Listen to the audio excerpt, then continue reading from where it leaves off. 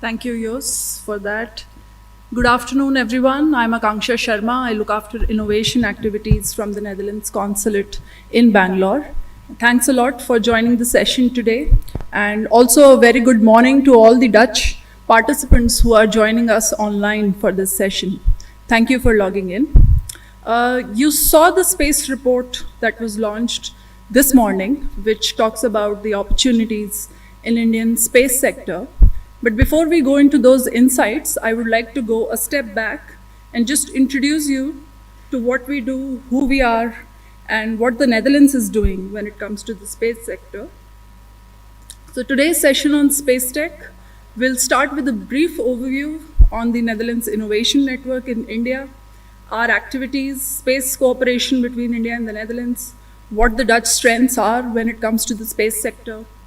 Then I'll talk very briefly also about the Inc. 42 report that highlights the opportunity in Indian space sector for the Dutch SMEs and entrepreneurs. And then we have two wonderful panelists, Kunal Prasad. I'm not sure if he can make it today, but let's see. He's the founder of Cropin, and Abhilasha Purwar, who is there in the audience, represents Blue Sky Analytics. Both the companies are in the process of setting up in the Netherlands, have very cutting edge technologies that they have worked on using satellite data. And in the end, we will have some remarks from the Netherlands Enterprise Agency, our colleague Wies van Leeuwen, who looks after India activities. So without wasting any time, I'll begin. So who are we? We are a team of 6 people in India, Netherlands Innovation Network. 2 of our colleagues are based out of Delhi, 2 work from the consulate in Mumbai, and my colleague Krishna, who's there somewhere at the back, works together with me from Bangalore. You can see our faces here. Doya Snyders, he's also here in the audience. You saw him this morning. He heads the innovation team in India. 2 colleagues in the middle, they work from Mumbai. And of course, Krishna and I are here in Bangalore. Now that you know who we are, what do we do? Well, we connect. We connect companies, we connect knowledge institutes, governments, startups for partnerships in the field of research, technology, and innovation to tackle the joint societal challenges. And these challenges are essentially common problems that exist between India and the Netherlands. And our team works at multiple levels. We work on government-to-government partnerships, but also we connect knowledge to knowledge, the institutes and the hubs between the 2 countries, and we create public-private partnerships to solve some of these challenges that we've been talking about this morning, not just on climate change, but also water, agriculture, health. These are some of the topics. Here you can see what the team in Bangalore is doing more precisely. So life sciences and health is an important sector for us. We have an active government-to-government participation where we are looking at multiple thematic areas. Digital health, antimicrobial resistance, medical devices are some of the themes that we work on. Within high-tech systems and materials, space is one sector which has picked up quite a lot. There's an active cooperation not just between the 2 space agencies, but also Dutch companies working actively in this sector. And of course, we have these emerging technologies that we also heard from various panelists this morning, be it AI, IoT. We see a lot of these emerging technologies also playing a huge role in making cooperation happen between India and the Netherlands and to get these projects going in a number of fields. Agro, food, and water are also 2 areas where we see quite some interest between India and the Netherlands. We have an AgTech platform that we are currently working on, connecting the startup hubs between the 2 countries with each other, creating cross-border exchange. And also on water, there are a number of projects running in Tamil Nadu, state of Kerala, on flood management, droughts, and a number of things. Moving on to the space sector. When you think of space, a lot of countries come to your mind, and Netherlands is not generally one of them. One may think of US, China, UK, Russia, and of course India has been in the news of late also when it comes to space. But let's see what the Netherlands has to offer. Now, all of these pictures might remind you of, the news at least that we've seen on TV when in the 50s, the race to space was ongoing and a number of countries were trying to be the first to be on the moon. On the left-hand side, you see Soviet Union's mission in 1950, which was actually aborted and couldn't go forward. And just within a few months, NASA held its first mission in July 1950, where they were able to actually successfully launch the rocket into space. And then Soviet Union in November 1957, they put two satellites, Sputnik 1 and Sputnik 2, successfully into orbit. And the dog there, Laika, was the first species to be put into orbit. Now you must be wondering, what is the Dutch contribution to these missions and how these missions were made possible? On the left is the Dutch optician, Hans Lippershey, and he was actually the first person to file the patent for telescope in 1608. And in his application, he mentioned that the instrument actually could see things far away as if they were close by, which we all know today is a telescope. In the middle, you see another Dutch physicist, mathematician, and astronomer, Christian Huygens. And in physics, he is mostly known for his studies on the rings of Saturn and the discovery of its moon, Titan. But as an inventor, he improved the design of telescope quite a bit with the invention of this Eugenean eyepiece. His most famous invention was, of course, the pendulum in 1656. And the Netherlands has continued to play a huge role in astronomy to this date. A lot of Dutch technology has actually gone into this very large telescope that exists in Chile, and also the currently under construction and ongoing project of the European Space Agency called Extremely Large Telescope, which is supposed to be ready by 2025. And some of the technologies which have gone into these projects are actually the castings of the telescope's giant secondary and tertiary mirrors, the cells that actually support these mirrors, and the sensors, which are very important for the functioning of the primary mirror of this extremely large telescope. There is this Dutch company, VDL ETG Projects, which has been contracted by ESA to manufacture, assemble, test, and deliver the segment support mechanics for the primary mirror of this ESA's project, which is supposed to be completed by 2025. And given this expertise and knowledge, Netherlands does have or does hold a prominent place in the world in a few fields which are highlighted here: optics, sensors, electronics, and it's also one of the major suppliers to the European Space Agency, but also to ISRO on solar arrays. You must see these wings, once the satellites are put into orbit, and then those solar arrays, actually, they need to withhold the temperatures as high as around 300 degrees, 350 degrees, and there are some Dutch companies that do have expertise in manufacturing them. And of course, upcoming very important nanosatellites. So huge pressure all around the globe to reduce the costs of these missions. We need the satellites to be as small, light, all the payloads also to be as small and light as possible. So a lot of work going on in the field of nanosatellites and also multispectral imaging. We saw all those interesting images which were shown this morning during the presentation by SAP Labs. So all of that is also a field which is very relevant in the Netherlands.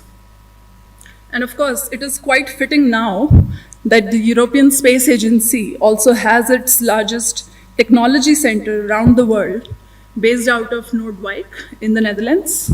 What would be interesting here for some of you to know is that they also have a business incubation center, ESA BIC, in Noordwijk, which was opened in 2004. And it is actually managed by Space Business Innovation Center, SBIC. They offer startups with business support, but also technical support that exists in the Netherlands, not only with ESA, but also with the Dutch companies and the research and universities, institutes that are based out of the Netherlands. So startups have to be hosted at the center to get access to all these test facilities, but also the expertise that exists there. And interested startups can, of course, apply for various call for proposals that SBIC hosts time to time. All you need is a space-related idea. Your company should not be older than 5 years, and you must be ready to locate in the Netherlands and to be managed by SBIC. We actually have someone in the audience, Blue Sky Analytics, Abhilasha, who is also currently going through that journey. And she will be talking soon and also sharing her experience. And of course, we spoke about all of this expertise that the Netherlands has in the upstream sector. But then what do you do with all this satellite data once these satellites are put into orbit? They're collecting this huge amount of data. And some of you might know that the Netherlands, 1/3 of the country is actually below sea level, which means there's a whole lot of system in terms of dikes that has been put into place to make sure that the country doesn't flood. And there is no way that you can manage 70,000 kilometers of these dikes manually. With satellite data, these dikes are actually managed every day to millimeter of accuracy. Netherlands is also the second larger exporter of the agro-foods, food products around the world, only after the USA, which must be, I don't know, 10 times in size than the Netherlands. So all of that agri-tech expertise that also exists in the Netherlands is also possible because of access to this quality satellite data, which the satellites have been collecting over a period of time. And that's what you call the field of precision agriculture, where you can actually predict the exact yield of your crop to 10 by 10 meter of accuracy. And then, of course, there are these space spin-offs. On the left, you see this Nuna solar-powered vehicle, which has been a winner of the prestigious Solar Challenge race 4 times in a row. This is a student project from TU Delft, and it was basically possible using the knowledge that was used during ESA's Smart 1 mission to the moon. And here we have spoken enough about technology. Now let me tell you a little bit about what the Netherlands is doing with India.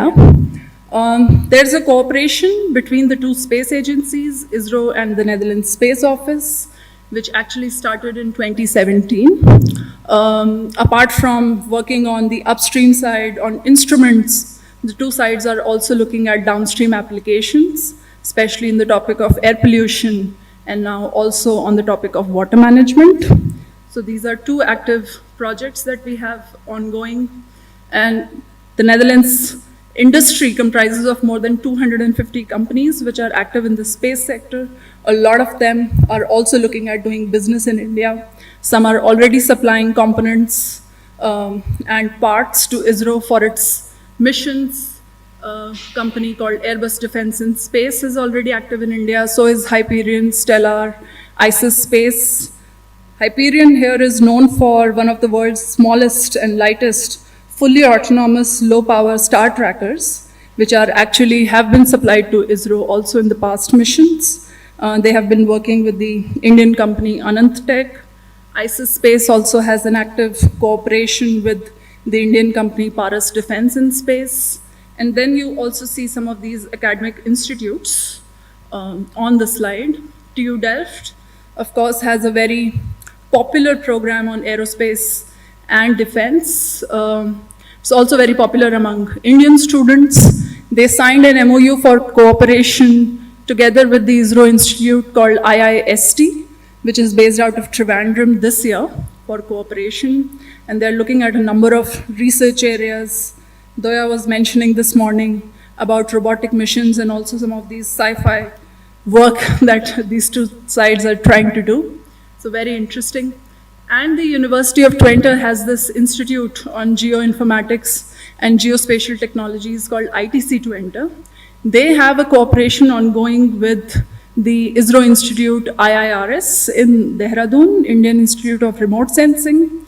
This is a long-established cooperation running for more than 40 years. They have a joint program, master's program on remote sensing, and two sides are looking at other cooperation areas as well. And of course, there are then these other organizations like TNO, the Dutch Climate Institute, which have also been active in India. With this, some of the background is what I'm done with, but I would like access to the next slides, where I would like to also present some of the highlights from the report. So of course, looking at all this traction that has been building up in the space sector between India and the Netherlands, we thought that it's important that we also have a report where some of these opportunities in India are also lined up systematically and structurally for our, not only the Dutch audience. I mean, even if we are here sitting in India looking at some space data and statistics, somehow some of these figures are just not available in the public domain. So last year we decided to commission a study to the consultancy firm Inc42, and they put together this report for us. Unfortunately, they couldn't be here with us today for the release of the report and this presentation, but I'm happy to present this on their behalf. Some of the highlights here that you see mostly are on the, of course, the figures on the market size, the addressable market, the opportunity. But I think what's probably interesting here to see is also how the space budget in India has been growing over the past 12 years. It's almost become 3.2 times, and you will see in one of the upcoming slides how it now is getting comparable with the rest of the space giants in the world.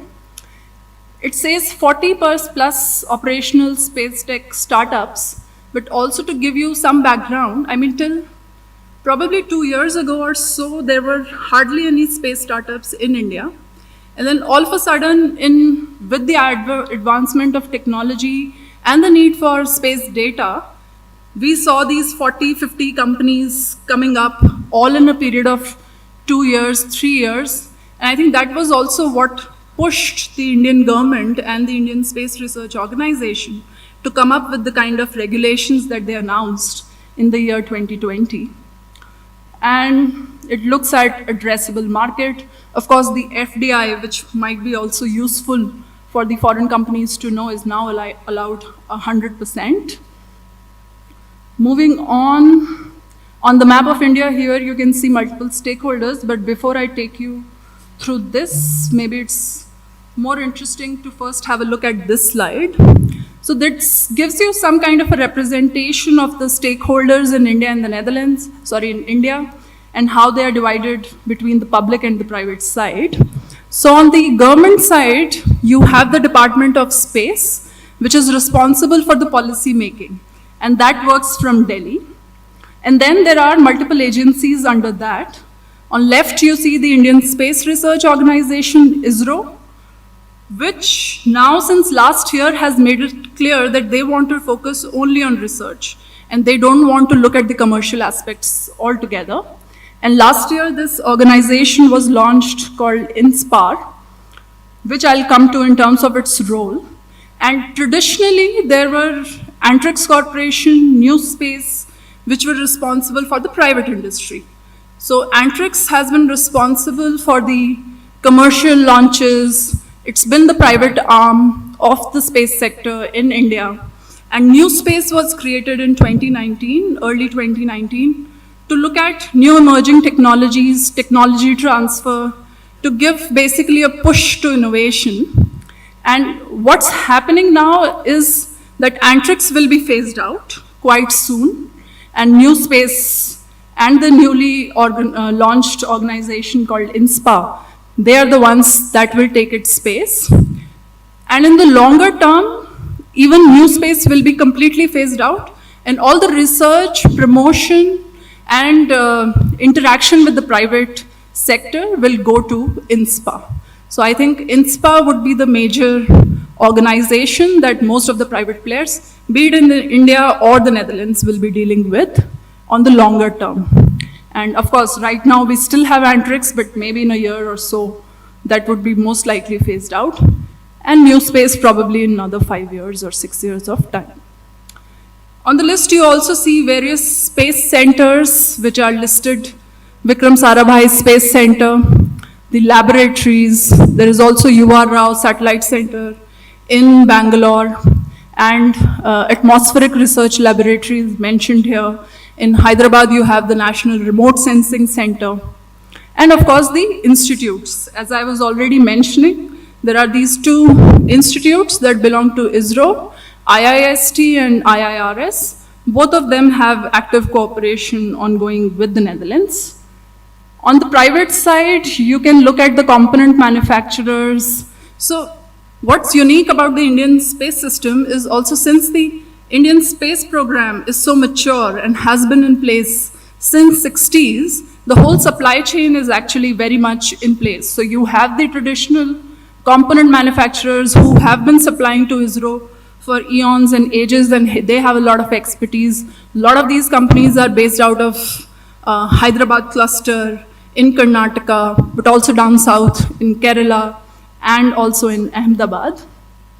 Some of the private institutes are also mentioned here. And what's exciting is all these space tech startups that I was talking about that have cropped up in last couple of years, and the amazing technology that they are providing both in downstream and upstream. Of course, some of them are listed here. Blue Sky, I already mentioned, is here with us today. Kawa, Pixel, Agnikul, of course, is doing the launchers, another exciting company. And these all could, of course, be the potential partners for the Netherlands, but also other countries in India. And this slide, as I was saying, gives you some idea about the geographical representation. Karnataka has been the hub, will be the hub for space activities, not just from the government perspective, but also industry. Hyderabad in Telangana, as I already mentioned, and down south, Kerala, of course, you have not only the launch location, but also in terms of capacity building with the presence of the institute. And Uttarakhand, of course, we have the Indian Institute of Remote Sensing. This speaks about how the Indian space economy has evolved in the last few decades. As I was mentioning, the Indian Committee on Space Research was the first organization that was established by the Government of India to execute India's space program, and it was later superseded by ISRO in the late 60s, early 70s. And India joined the Soviet Union's Intercosmos program, launched the first satellite, Aryabhat, already in 1975. I think some of us have seen those black and white pictures where the satellite is being taken on a bullock cart. Very interesting picture. And of course, ISRO also developed and gotten into launch vehicles later in 1980. And then on the downstream side, the remote sensing program started later in 1988. And looking at all of those years from 1990 to 2019, I'm not sure if you can really say 2019, but as I was mentioning, with the evolution of all of these space tech startups, already a lot was changing, 2018 onwards. But yeah, there were no policies in place, and sort of everyone was doing whatever they could and whatever they wanted to. So it was, I think, also timely then that Indian government actually launched and made those big announcements in 2020. And of course, in 2020, the market was opened up for the first time by the Indian Space Research Organization. Private sectors are now allowed participation in end-to-end missions. Foreign companies can also participate in these activities in partnership with Indian organizations. As I mentioned, there is a proposal to set up IN-SPACE, which will be completely independent, looking at only the regulation and the promotion of the space sector. Both Antrix and New Space, they will be phased out in due amount of time. And ISRO will only look after research, and that will be its role. 100% FDI is now allowed when it comes to the space sector for foreign companies that are investing in India. Department of Science and Technology also came up with this geospatial data guidelines in 2021.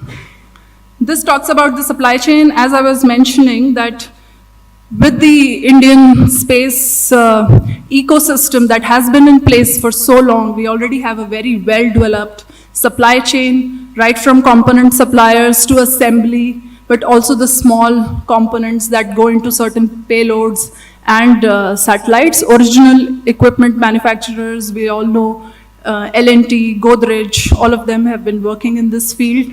And then you have the support services, the test facility, the consulting services, transportation, and in between all of these space tech startups which are coming up with very new and interesting technologies. This basically summarizes a lot what is going on. You can see some of the policies which were launched by the Indian government, be it on communication, or the geospatial policy, or the remote sensing one.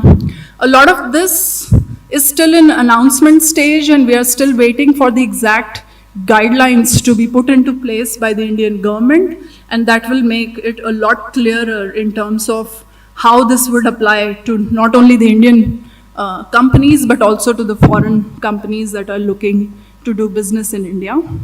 As I already mentioned, the budgets have been consistently growing. In space will be the single window clearance and the single authority to look at when doing business in India. Here, Indian space budget is compared to a lot of other countries. You can see China, Russia, US, UK, and yeah, it's almost now close to 2 billion, which is quite at par with the UK. And the Netherlands is also mentioned here on the list. I cannot really go into details of this because I think Inc. 42 is the best to talk about some of these figures, but I think what they are trying to highlight here is the opportunity when it comes to the unaddressable market, which means that this is still the opportunity when it comes to doing business in India.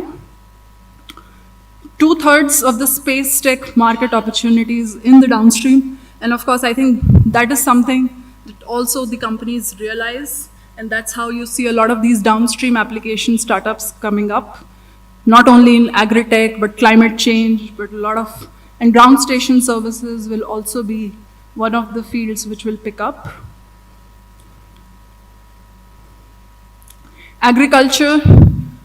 This has been a consistent push of the current government ever since the BJP government came into power. They've been trying to uplift the smallholder farmers, increase the farmers' income, and a lot of these crop insurance companies, especially in India, they need access to quality data if they have to insure some of these crops.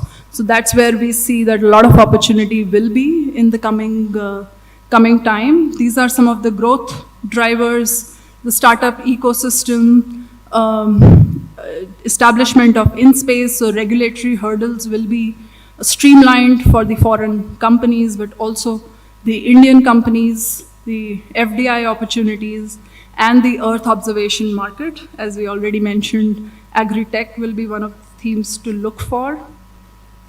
The challenges still remain. At seed stage, it's still difficult for space companies to get access to funding. And you can already see that people don't want to take high risks when it comes to the space companies. The testing facilities, ISRO is trying to make sure that this gets sorted out, but still I think a lot needs to be done. And of course, there is still some ambiguity about these policies because the clear guidelines are still awaited. Upstream side, as I already mentioned, launch services, satellite manufacturing, nano satellites, and the trend which is coming up in terms of large constellation of small satellites, I think is something which will continue. Ground station services, again, directly linked with the a need for more satellites, need for more data. So what the report does also is it gives you examples of some of the companies that are doing work in some of these fields. So there are some profiles available in the report where you can see what Indian companies are doing in this field. And if you want potential cooperation, you can reach out to those partners. We can also help the Dutch companies who are interested in getting connected with these Indian partners. Opportunities in agriculture, as I already mentioned, in terms of crop insurance, for precision agriculture, risk mapping, there's already interest from companies to get access to this data. Again, as I was mentioning, Cropin, I think, was supposed to be here. They couldn't make it today. But again, another very promising space startup, which has just set up in the Netherlands. They also have a cooperation with the Dutch company Space for Good. This cooperation also started last year in the field of research, and all of these other very interesting Indian companies also mentioned in the report. There is also need for infrastructure development, especially on the government side. The Netherlands has been active in this field in India. We have done some dam monitoring projects, but also ocean monitoring. The Dutch Climate Institute has been involved. Also, the Dutch organizations like Deltares have done some interesting work in this field. Again, some of the partners which could be relevant for the Dutch organizations, but also other foreign companies that are looking to do business in India. Maritime, climate monitoring, again, some fields. And the potential collaborators in this particular field. So of course, the report will be available to those who are interested in accessing this data. You can just drop an email to us and we'll be happy to share. What the consultant has also done in the report is that they have suggested some locations where a foreign company can look at setting up if they are looking at setup in India. There are these special economic zones, as we all know, which provide certain benefits to companies that are looking to set up in this particular area. Usually the workforce and the labor costs tend to be low. There are some interesting tax regimes which are put into place that makes it attractive for the companies to business from there. And of course, the manufacturing infrastructure and the reach which is possible. And some of these SEZs are located in 3 states. The first one which has been highlighted is the one in Karnataka, second one in Telangana, and the third one in Kerala, in Kochi. And to sum it up, the Dutch companies that are looking to do business in India, of course, there is still potential opportunity to supply to ISRO. For that, it's best that you go into a joint venture with the Indian partners that have been listed in this report. You can also look at joint technology development with Indian companies that are looking at new research frontiers, set up manufacturing in India. If that is the business case, you could also supply to rest of the globe, make use of the low-cost manufacturing in India, and access the market, of course, also through Indian distributors. And that brings me to the end of this presentation.